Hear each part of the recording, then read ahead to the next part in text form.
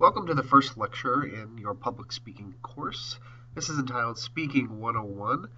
That's for your Essentials of Speaking and Listening class. This opening lecture will just kind of go over what this class is all about and some basics for the class. So, why are you taking this class? And the answer would probably be because it's requirement. You have to take this class, and that's a fair answer. But the reason why it's a required class, why you're taking this class, is the university wants you to take this class. And the reason is that they believe, and I believe, that practice makes you a better communicator. Practice speaking, practicing listening, okay? It's going to help you with your courses. It's going to help you with life after college, okay? This class is designed to help you be a better speaker and a better presenter and a better listener in all your classes, which is why it's required that you're to take this class. Hopefully you're going to be a better speaker, a better communicator in all your classes, and a better listener. So it prepares you to present in all your other classes when you have to make presentations. Hopefully you look back on this class and go, oh yeah, public speaking said I should try this, and then you'll do that and be a better speaker. That's kind of why this class is required. But it's beyond that too. Once you leave college, you might have to make presentations in your job, might have to communicate with other people, and this class is hopefully going to give you the basic groundwork for being able to do that. That's why this class is so important, and that's why you're taking this class, because the university really wants you to be able to do that. It's going to prepare you to present in your courses in college and afterwards. Okay, we all assume that we're awesome speakers and all awesome communicators. Like, yeah, whatever I say, I get across great. But that's simply not the case. We all have strengths, we all have weaknesses, and that's okay. But a class like this is hopefully designed to get you to be a better communicator. We can all get better. And the other reason why you have this class is because employers want good communicators. They want good speakers. They want you to have those skills, but they don't have the time to go and actually train you. When you get hired, they're not going to say, hey, here's some tips on how to listen better. No, they're going to say, hey, here's how you do your job, and they're going to walk you through the steps of how to do that. Okay, they're not going to walk you through on how to be a good communicator. If you're a good communicator, you have that much of a leg up when you go for an interview, when you go for your job process of trying to get hired. That makes a big difference. Employers want you to be able to communicate well. In fact, there was a recent study that talked about this. It was the National Association of College and Employers. They're a nonprofit group, and they ran a survey in the fall of 2014, and they asked managers who were hiring what skills they plan to prioritize, to look for in college graduates when they were targeting the class of 2015 graduating. And the top 5 things these managers said they were looking for. 1, the ability to work in a team structure. 2, the ability to make decisions and solve problems. 3, the ability to communicate verbally with people inside and outside an organization. 4, the ability to plan, organize, and prioritize work. 5, ability to obtain and process information. The top 5 things that they're looking for have absolutely nothing to do with what they're actually hiring them for, the actual technical skills. And the top 10 of those things, the managers, number 7 was actually, do they have the technical knowledge of the field that we're hiring in? Okay, so the top 5 of the top 10 things that managers are looking for have nothing to do with your skills. So when we're talking about why everyone's required to take this public speaking class, guess what? Employers and managers do want those communication skills. They want you to be able to present and listen and work well with others and do all those things. They want you to do that. They just don't have the time to teach you those things when you get to your job, which is why you have a class like this. So that's why you're taking this class. So if you're going to take a public speaking class, you should at least understand some of the basic where this whole tradition of public speaking came from, some classical roots. The idea of public speaking started with the idea of Western civilization way back in Greece, and the Grecians were all about the Greeks were all about speaking together in large open areas. They called them the agora, and they would meet and this would be a public space, and they'd talk about issues, and people would stand up and make a speech, and someone else would stand up and make a speech, and they talk about different issues. And this is their way of being active citizens and active members of their society. And so this is when that started to happen, when they all got together. Before, it was just people. And the Greeks said, well, let's bring people together so we can all share ideas. And one person could speak to many people. What a concept, right? But eventually, obviously, Greece fell, and then the Romans that era came to light, and the Romans had something very similar, and they called their agora the forum, and people would come in again, give speeches and share ideas, and this is a big part of their society is giving speeches and talking to large groups of people, and this is how they would become active members in their society and their communities by standing up and sharing what they had to say. So um, they had eventually started to figure out how to become better speakers and how to actually say what they wanted to say. There are lots of different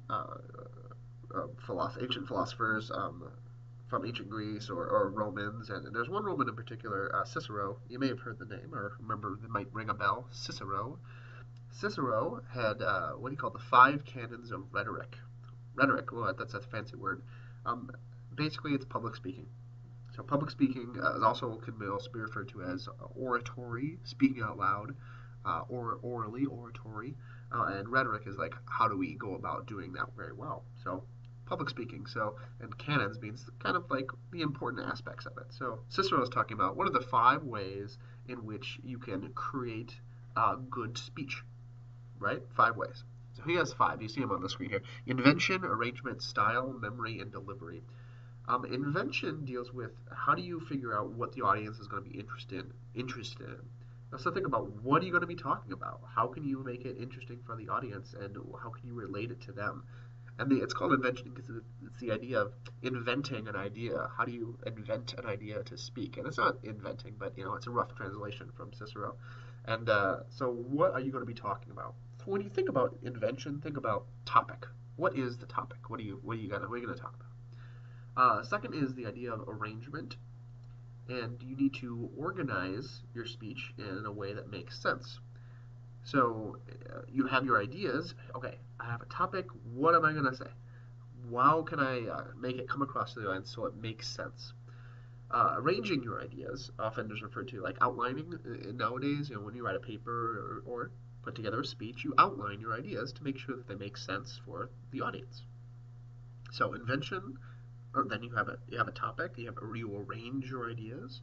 The third is style, and style is about crafting the words to make sure that your message gets across the best way that you want it to do. Okay, how do you use language to express your ideas through speech? So figuring out what do you want to say? How can you best emphasize that? That's your style. And then the final two things here, 4 and 5, memory and delivery. Memory is, people confuse it with memorization. That's not the case.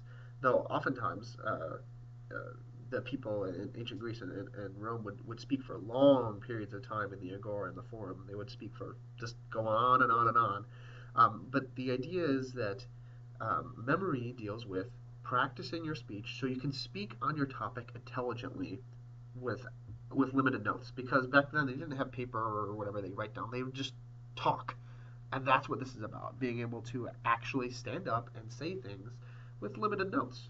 Okay, it's in your memory. You know what you want to say, and you can recall and speak intelligently on it. It's okay to have some notes nowadays, but you really want to try to speak from the heart, speak from what you know.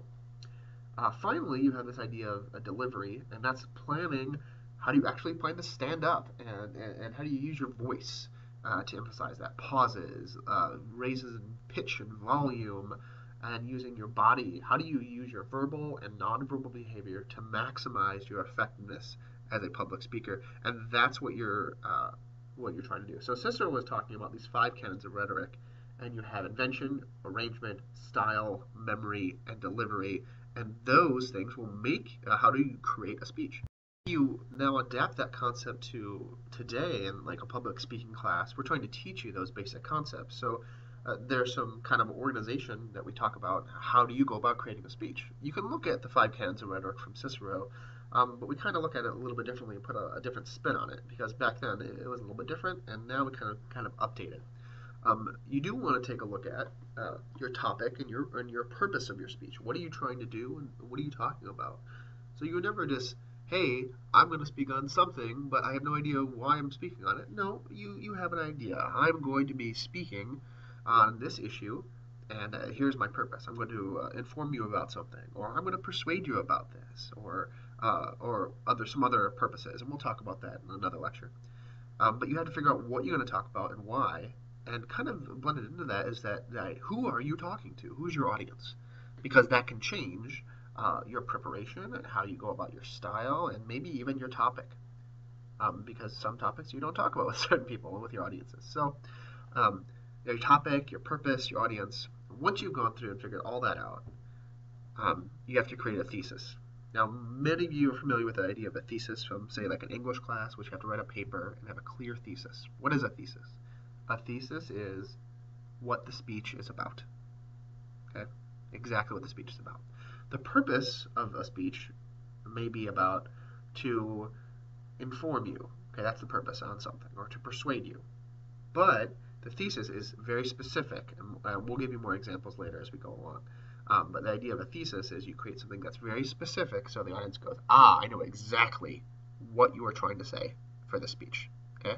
So they go, oh, you say your thesis, and they go, oh, okay, and now for the rest of the speech, they'll know exactly what the purpose of what the whole thing is. Okay? Not just general purpose, but that very specific thesis of what you're trying to get at, the main idea of your message or your speech. Once you've kind of honed that, you have to go out and like, okay, well, I have my topic. I know what I'm trying to do. I have got my target audience, and I have a specific thesis. So when I start my speech thinking they know what I'm talking about, now I need to actually go and know what I'm talking about and have some credibility when I speak. Otherwise, I'm just speaking out of nothing. And this is a big difference from Cicero's five canons of rhetoric is it doesn't have this research idea, because back then they would just talk and express opinions and ideas, and they would argue back and forth. But when you give a presentation nowadays, people expect you to have information and sources and citations that back up what you're saying, back up your claims, back up your arguments, because there's so much information out there nowadays, and it's all at our fingertips. We can go out and find so much. You need to go out and research. Okay? And that's what, but this class will definitely make sure that you do at least understand some of the basics. You also definitely need to go out and once you've got your research and you understand what you're talking about, some stuff to back up what you're saying, you have to organize your speech. And this goes back to that arrangement, right? How do you arrange your speech? Arrange your speech. This is outlining, and what do you want to do with a presentation aid, a visual aid? Do you want to use that? Do you want to use something to show something, or do you want to use a video clip or music or an object or a chart, a graph to help you understand, help the audience understand things? That sort of thing. So we will be talking about that as well as outlining in this class. How do you organize things? And finally, you need to practice. You need to practice, and this comes down to the kind of the last couple ones of Cicero's five canons of rhetoric is that you need to practice so you know what you're talking about. Okay, you don't have to know it word for word. You shouldn't know it word for word because things change all the time. Because if you try to know it word for word, you might trip up over it. You just gotta be able to talk. But you need to know what you're talking about. And you also need to practice your verbal and your nonverbal behavior to make sure that you're an effective speaker for your audience. And figure out how do you want to go about saying things. Some areas might be tricky for you to actually go about explaining or saying. Maybe practice. Maybe write out some notes. That's okay. Remember, the idea of the memory from Cicero's five canons of rhetoric isn't that you have to have it memorized, but that you have a good idea of what you're talking about.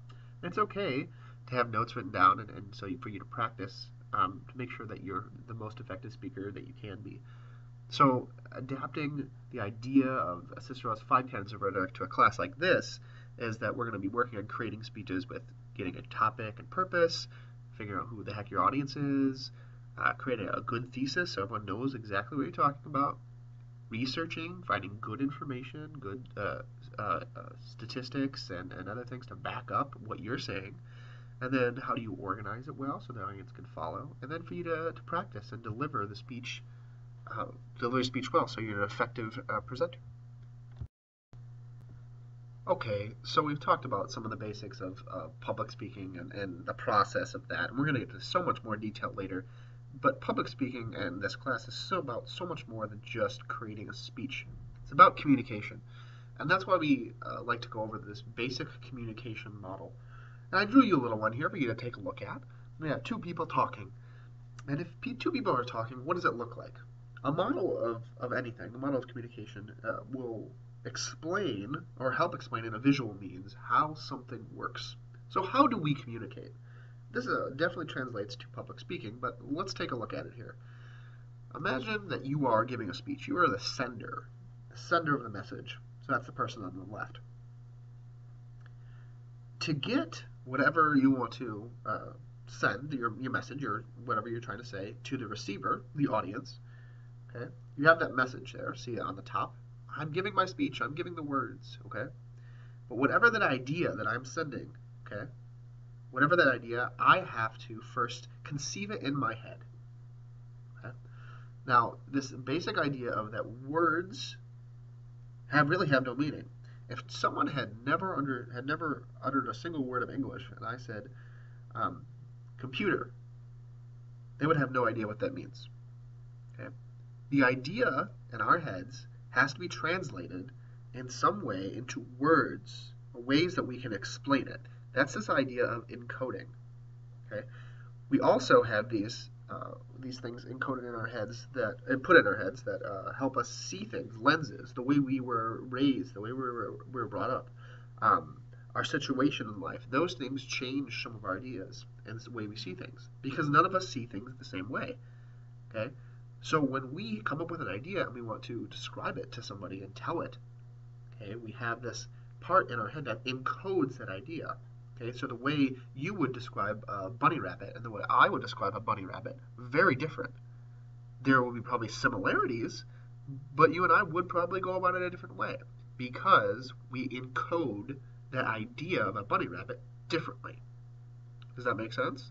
So you have this speaker. We have an idea where it filters through our brain and encodes it. How do we actually want to go about saying it? And then we want to send that message. We send that message over to the receiver. But how do we go about doing that? And you can do it lots of different ways. Remember, this is a communication model, not necessarily a public speaking model. So if I wanted to, I could send you an email, or I could write you a note, or I could wink at you, or I could talk to you, or all these different modes, or sometimes referred to as a channel. How do we get our message from us to somebody else? What's the mode of the message? The channel. How do we get that message to someone? It can be nonverbal, so a wave or our body language. What are we communicating that way? Or we could actually talk about, words orally, we can say. Or nowadays with so many computer-mediated communication, we can tweet, we can use Facebook, we can use Snapchat, Instagram, I don't know, whatever going on nowadays. Lots of different modes in which we can send our message. So it translates over to the person. And now, just like I had the idea of how I would describe a bunny rabbit and how I see bunny rabbits and all those things in the encoding process, the receiver or the audience also has that process when they get something, right? If I were to tell you about, if I say the word mother, to me that means a lot, okay? But the way I describe my mother, when I say my mother, you get that message mother and you start thinking about your mother, okay? And it starts to decode in your head. So the message might change a little bit from what I want it to be in my head to what you get, okay? This is where some miscommunication often happens, is that I have an idea and I describe it to you, but you have a different idea of what that idea is, and then that changes. So it's kind of complex, and we get some sort of, sometimes some miscommunication because the idea cannot be, from its initial thought, can't be translated exactly over because we have the encoding and decoding processes that's going on in there. So the receiver gets the message, okay, and they need to give feedback, whether that's if you're looking at me while I'm talking to you, okay, that's some sort of nonverbal feedback. You nod, Okay, imagine you're in the classroom and the teacher's lecturing, you nod at them. Okay, yeah, okay, that's feedback. Eye contact is a good one. Okay, so you let people know how that works. And communication, this happens simultaneously. It happens so quickly that we don't even, it's not something that we can map out very easily. But in terms of a public speaking setting, if you're an audience member, you don't want to give your the speaker your attention. Look at them, nod, smile, engage in what they're saying. If they tell a joke, laugh, If they tell a story, be interested. All those things, should be engaged in that. And finally, there's this cloud that's floating in the middle of this model. It's the noise model, noise aspect of the model. And it's internal and external noise. What does that mean?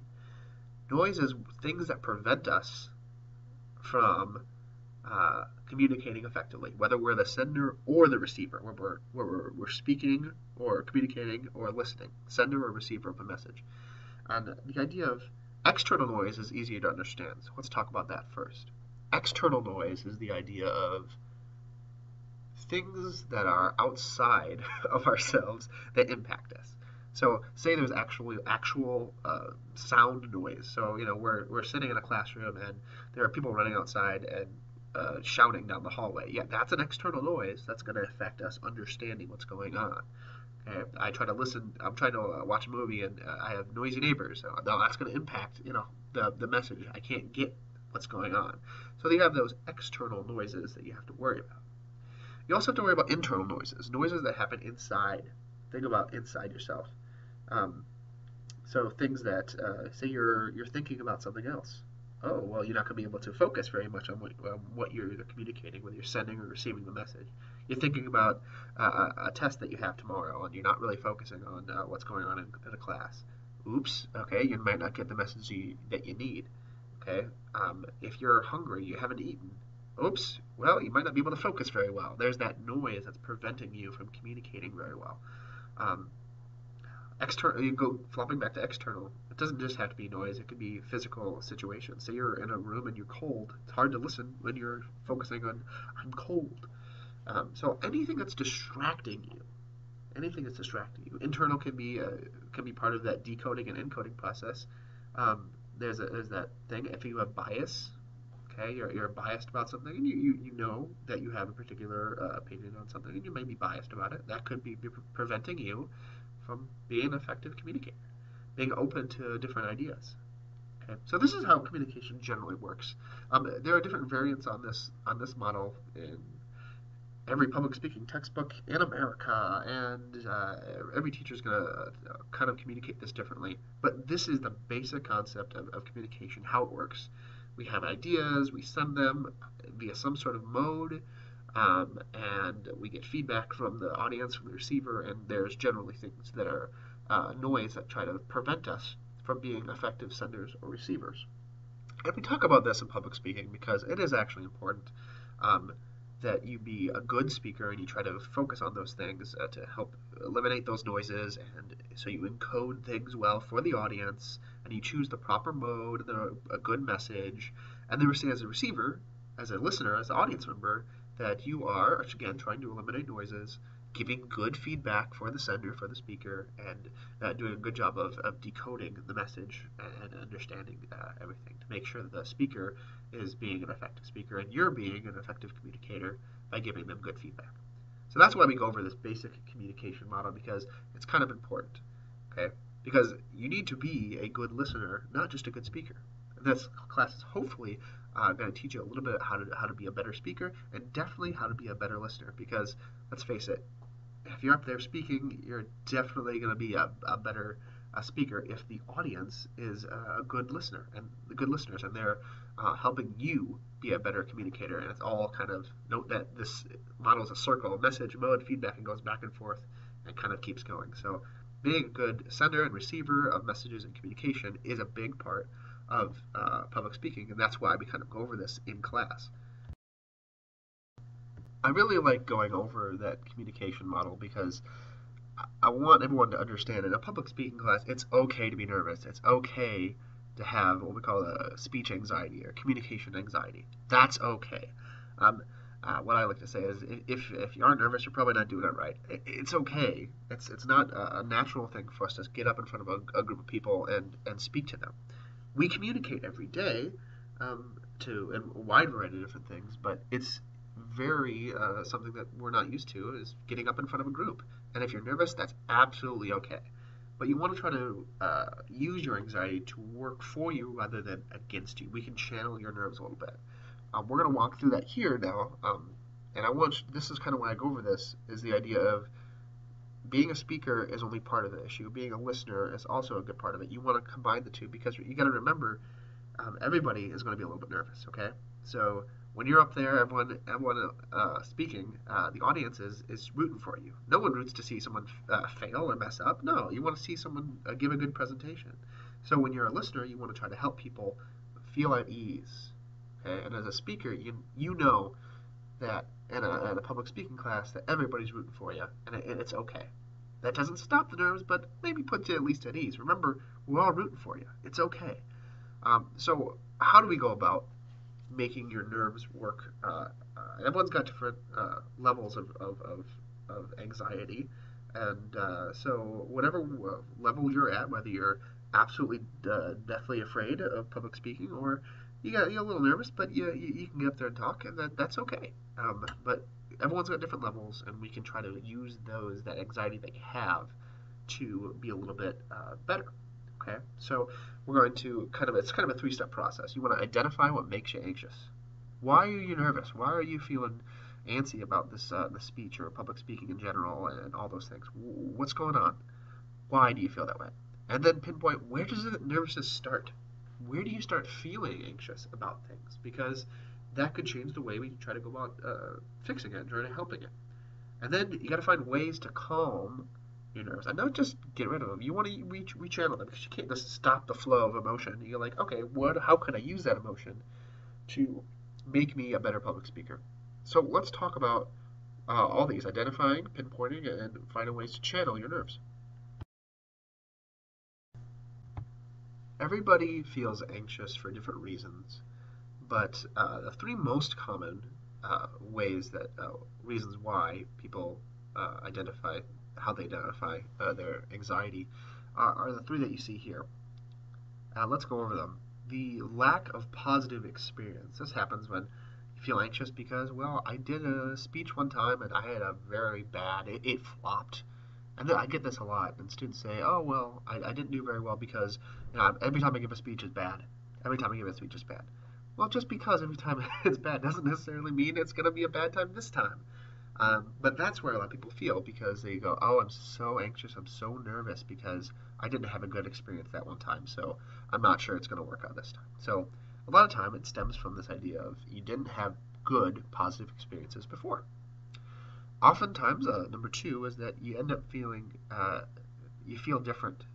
Remember, we don't speak normally, naturally in a public speaking setting. It's not normal for us. It's different, and we feel out of our element. And we don't know. We don't have the skills. We don't have the things to naturally do it. That's why we take a class like this. So you can feel different. That's okay. But how can you, when you're out of your element, use the skills that you gain in a class like this so you can become a better speaker? So when you do feel out of your element, you feel different. I'm not used to communicating this way. Get a little bit better, and the more practice makes you better. And finally, most people they identify their anxiety because they feel like everyone's looking at them. They're the center of attention, and especially in like a class, a public speaking class, with a teacher on you and a timer going, and your grade on the line, and being the center of attention with everyone looking at you can kind of get nerve-wracking.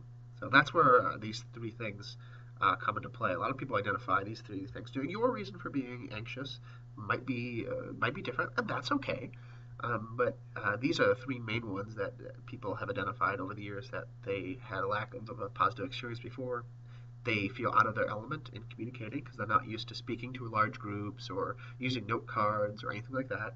Or the third one is that being the center of attention is kind of difficult to handle sometimes when everyone's staring at you. So there's this idea of identifying where your anxiety comes from. So if yours is different, that's okay, but try to figure out. Take a second right now and figure out, where does your anxiety about public speaking come from? Identify where it comes from. Is it one of these three, or is it somewhere else? Okay, take a second to do that.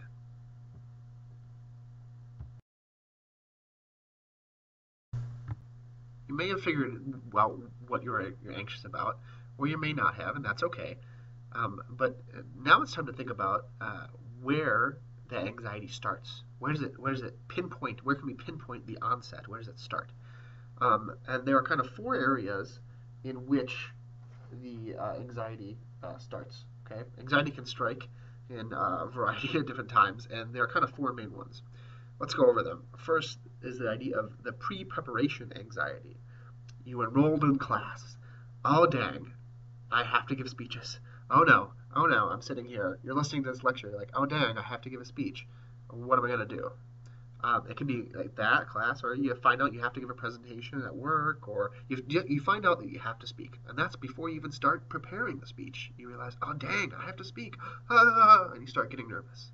Okay, so it could be there, or maybe like, okay, I'm doing okay, but once you start doing the research and the outlining, and all of a sudden the assignment or the speech starts looking a little bit more daunting, you know, oh no, I have to, all this preparation is making me really anxious. So it can start to occur there too. It can occur in one of those, two of those, three of these, four of these. It can occur in all of them, or some, or the other. Or this isn't a checkbox list that you can only have one. You could have all four, or just two or three, or whatever. So it really is steps that whatever is happening to you, you got to figure where that out. Figure what's happening. And the third is the pre-performance anxiety. So before you give your big speech, you're practicing, you're rehearsing. You go, uh-oh, and that's where a lot of anxiety happens. I did all this work, but now I'm standing up and I'm really having trouble with it. That happens a lot. And finally, this idea of performance anxiety, actually giving the speech. When it's time to step up and deliver the speech, the final thing, whether it's in class or the presentation at work or something else. Some people just get that stage fright, that anxiety when the lights are on, or when we call the lights are on, the timer's going, when it's official, when you have to put it together. They did a good job rehearsing and researching, and they're okay with the idea, but sometimes it just doesn't translate well. So we all have anxiety. It could be one of the three things we talked about earlier, or something else, reasons why. And it could start any of these four things, or somewhere in between, or both, or all. It all depends on you. So trying to figure out where where your anxiety comes from, and then where it starts is a big step in how can we overcome your anxiety. And that leads us to the idea of how can we calm our nerves, calm down, and fight this anxiety and channel it. You can't just get rid of it, but how do we focus it? There are lots of different things that you can try. Everyone's got their own methods, but here are some tips. You should prepare and practice as much as you can. So much anxiety comes from I feel unprepared, I feel different, I'm unfamiliar with these types of things, preparing and speaking in front of groups of people. Well, practice, do more, prepare. So if you need, you got your notes. If you are trying to think about, oh, I don't know how to speak in this situation, well, I've practiced a bunch of times. Okay, the more you practice, the more you prepare, the more likely, I'm not saying it's a guarantee, but the more likely you are to be more comfortable and less anxious about speaking in public.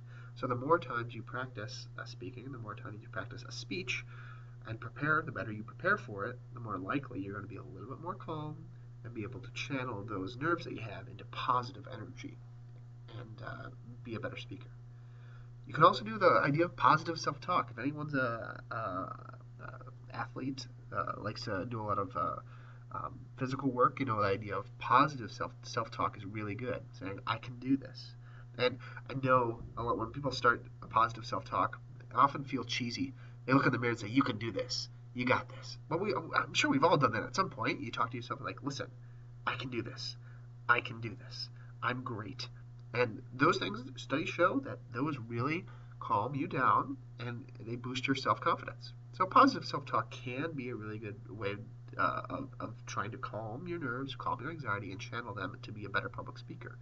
Kind of with that is the idea of visualization. You need to not only practice and do that, but you need to envision yourself succeeding, having a good speech. If all you can think about is the bad. I'll think of all the things that can go wrong. Yeah, but think of all the things that could go right. Imagine the perfect speech.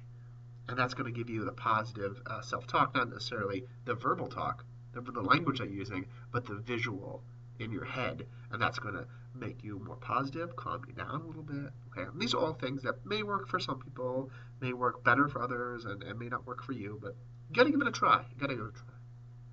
You also need to warm up a little bit.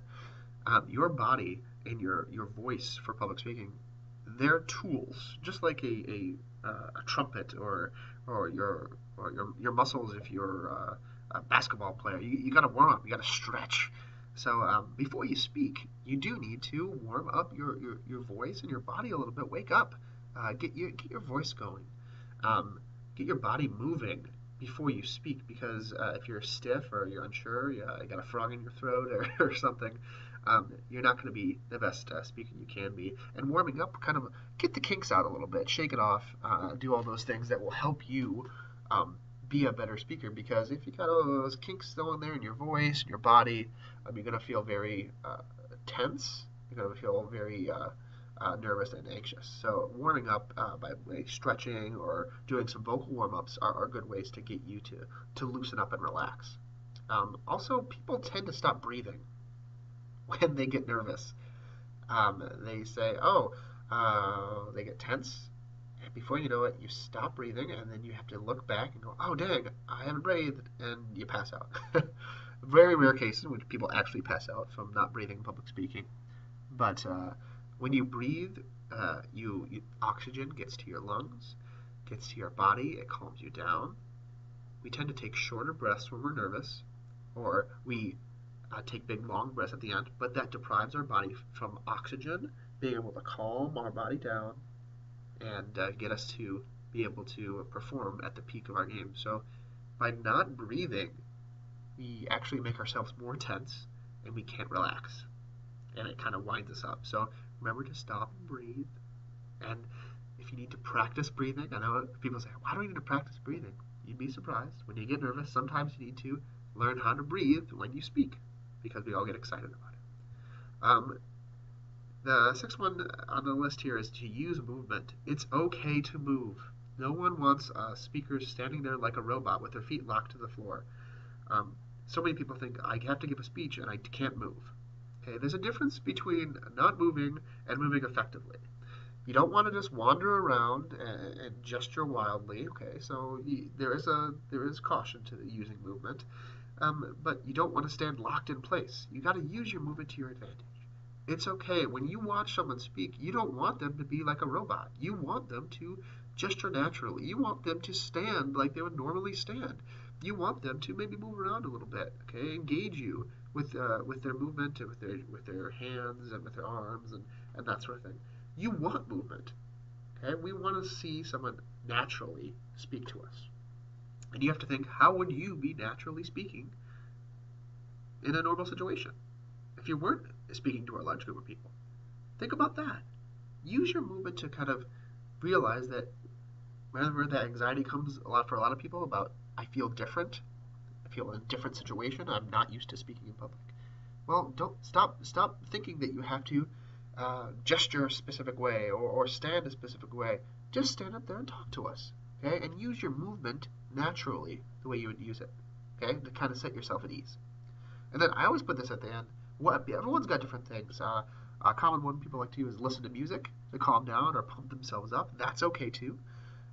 So everyone's got their own way. And so I want you to think about, what do you do to help you yourself calm and channel your nerves and your anxiety? So we have this, remember, try to identify where your anxiety comes from, why you're anxious, and then try to figure out where it starts, and then maybe work on calming and channeling those anxious feelings in a variety of ways. And here's some tips here, and then, of course, everyone works differently, so maybe you have a different way of doing that. So hopefully this will help you a little bit with the anxiety aspect of public speaking. Now, I mentioned earlier how important it is for the receiver of a message, how important it is in the communication process, especially in a class like this, a public speaking class. Okay, being an audience member is important. You need to be a good listener. And in this class, we're going to try to teach you how, yes, to be a good speaker, but also how to be a good listener. And it's important to know the difference between hearing and listening because people think it's the same thing, and it's not. Okay, saying I heard you, yes, but were you listening to me? Okay, hearing is the physical process. Yes, okay, something's happening. I can hear the words. Okay, I can hear sound. Okay, but listening is interpreting meaning behind the sounds that we hear. So just because you were in class and you heard, you were there, you were present, and you heard your professor droning on. Um, doesn't necessarily mean you were listening. And listening is an active process. It means that you create meaning to what's going on. If you just are sitting there absorbing and not thinking about what's going into your brain, then you are hearing. You're not listening. Listening is something that's active and you're interpreting meaning behind it. So when we talk about being a good listener, it's not just being present and sitting there like a bump on a log. That would be hearing. You're hearing stuff, but you do need to listen. Listen to what's going on. That stuff. That stuff is very important. The difference. So we're going to be talking about what's good listening for a public speaking setting. Why do we listen? We listen for a variety of reasons in our lives. We listen because we want to uh, learn about something.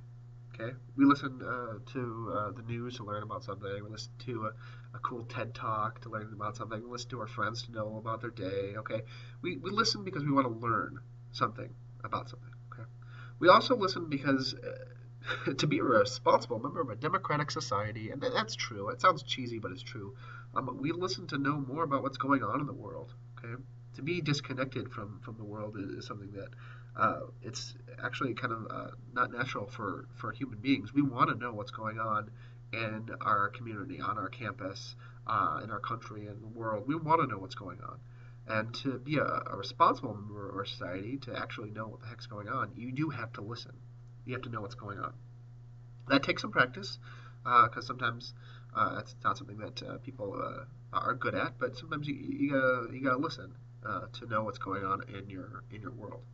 We also listen to gain a clear sense of what we think. That seems counterintuitive, but let me explain. We listen to other people's ideas, and when we listen to them, we intuitively compare it to what we think. We go, does that make sense with what I think or my view of the idea? And during that decoding process, and we go, oh, we start comparing the ideas and go, oh, well, yeah, I like what they say. That jives with what I think. Or I don't like what they say.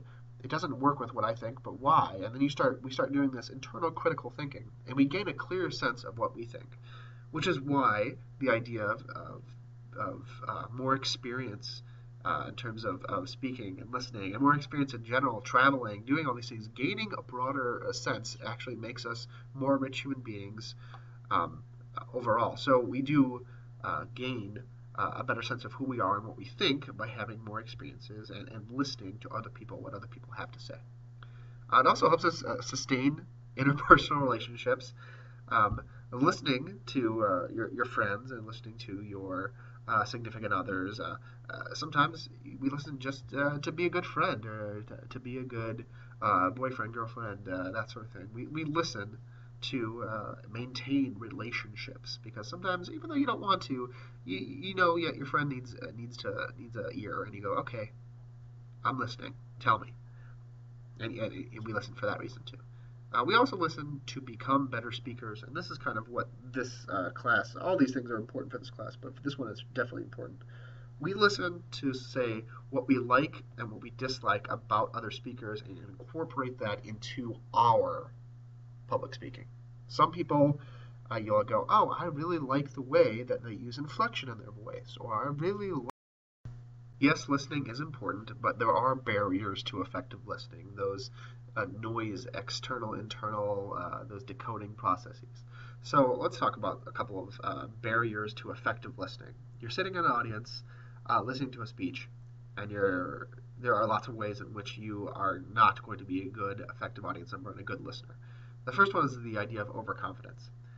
And by that I mean you believe that you know more about what the speaker is talking about than they do. You feel like, I don't need to listen to this person. Why should I bother listening to this? I know more about this. Or you look at them and you say, oh, they can't possibly know anything worthwhile for me to listen to. I look at them and I see someone I don't like. Okay? This overconfidence that you are better than the speaker, or somehow the speaker does not have anything worthwhile to say.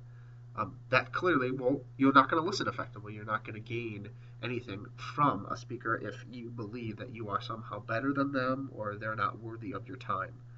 Okay, so that's a big barrier. People say, oh, I don't want to be here. I think that speaker is stupid. Or, uh, well, yeah, if you're going to be confident that your time and your thoughts are somehow better than the other person, then yeah, you're not going to be an effective listener. Granted, most speakers are going to be different than you, but not necessarily make your idea or their ideas better, but just different. Another barrier to effective listening is the idea of pseudo listening. And pseudo listening is pretending to listen, and this happens for a variety of reasons. But when people just kind of glaze over, and teachers see this all the time, trust me, and we know when you're doing this. When you are sitting in a classroom and your eyes glaze over, and we can tell when you are really listening or not listening. I always like to point out this idea when you're like the classic example, like in movies and TV shows, when someone's on the phone, they go, "Uh huh, yeah, really, so interesting, uh huh." That's pseudo listening. That's giving feedback to the speaker, and that's not real. You're fake. It's fake listening, and you're engaged in something else. You're thinking about something else. You're doing something else. That's pseudo listening. And you're not going to be an effective listener if you're going to be doing that.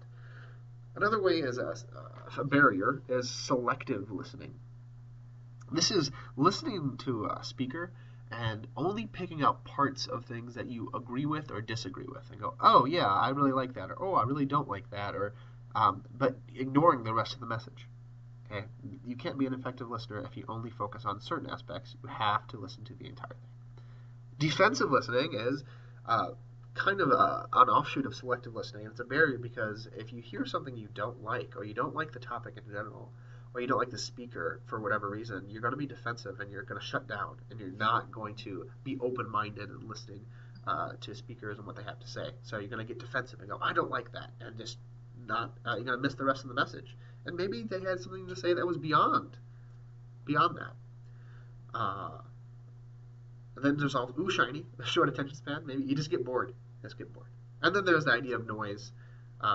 Noise, whether it's physical or internal, like we mentioned before, that can be a barrier to effective listening. So how can we be better listeners and overcome these barriers? Okay? The first thing you want to do is try to eliminate distractions, which is why teachers and class tell you to take things off your desk, focus on your notes, focus on what's going on in class. Okay, you want to eliminate those distractions, eliminate those noises. Okay, and in public speaking situations, often it's isolated. We close doors. That's why you close doors in movie theaters, right? You don't want that noise. You eliminate distractions to help you. If you need to make sure that you eat before speech, to make sure that you are going to be focused on the speech and not the grumblings of your tummies, make sure you do that. Think about what would be distracting you, those noises, and try to eliminate them as best you can. You also want to try to listen for a message. What is the message? Okay, if you just sit there and absorb, you're going to be hearing. Okay, you want to be an active listener. Remember, be an active listener. Listen for a specific message. What are they trying to say? Think about what they're trying to say. Listen, and that will help you be actively engaged in thinking about what they have to say. If you listen for a specific message, listen for that thesis. What are they trying to get across? Keep an open mind. Remember, a big barrier is shutting down and finding something that maybe you don't like or whatever, but keep an open mind to what a speaker is trying to say. You're going to be a much more effective listener if you're open to lots of new ideas and concepts. So keep an open mind. You don't have to agree with it at the end of the speech. That's okay. But make sure that you are at least open to new ideas. And that involves listening to the entire speech, because you never know what might happen if you find one part of a speech and you go, I don't like that, and you shut down, and you have that defensive listening. No, keep an open mind, finish, let the speaker finish. They might surprise you. When it's appropriate, Ask questions. It's okay. Um, if you're confused about something or you want to know more information, to be an effective listener, ask questions. Ask questions to help clarify what you're unsure about, and take notes. So if you're trying to really get the information down, what you're trying to listen for, jot down notes, jot down ideas, jot down questions, things that you can help understand the information better will help you. It will help you be a better, more effective listener if you take notes. And then being actively engaged in giving good feedback, going back to that communication model, is giving good nonverbal feedback. You want to give good eye contact, you want to have good posture, and you want to have good reactions. If you're engaged with the speaker, eye contact, it shows. That's a nonverbal contract saying, I'm paying attention to you. Okay, but that's not at all. You can fake that. We talked about that in the pseudo listening. You can fake it, but you're more likely to be engaged if you're actively engaged with your eye contact. As human beings, we're wired. If we make eye contact, we're paying attention to something. For the most part, again, you can fake it, but it helps.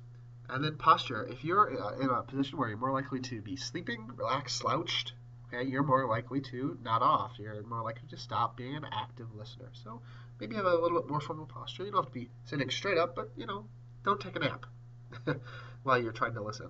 And then react. If someone tells a joke, laugh. Okay. If someone tells a story, emote. Show some emotion in reacting to their speech. Okay? You don't have to be rolling in the aisles when they tell a joke. You don't have to be crying when they tell a sad story, but you should be reacting a little bit to what they're talking about. If they say something interesting, show that on your face. That helps a good speaker. That helps a speaker because it shows you that you actually are listening to what they have to say and you're reacting. You're not just absorbing what they have to say, you're reacting and giving them good feedback, which helps them know that they're communicating well and the message is getting across. Okay? That's how we can be effective listeners. Okay? Really being active and taking time. It's not something that you just walk in and do. You have to focus on being a good listener. Otherwise, you're going to sit there like a bumping along and not going to get enough out of it. And that hurts you as a listener, and it hurts the speaker uh, in a public speaking setting. All right, this has been the basics, public speaking 101. How do we go about doing things for this class? So we've gone over lots of things here, and this initial lecture is just to really get the broad strokes of the class and some of the basics. So we've gone over, why you're taking this class, the basics of public speaking and the structure of a speech. Talk about some speech anxiety, listening. Okay, we've kind of gone over some broad things. So this is the initial lecture for you to watch, and make sure that you're going to be watching the other ones, and come to class ready to discuss everything that we talked about, as well as everything that's in your text.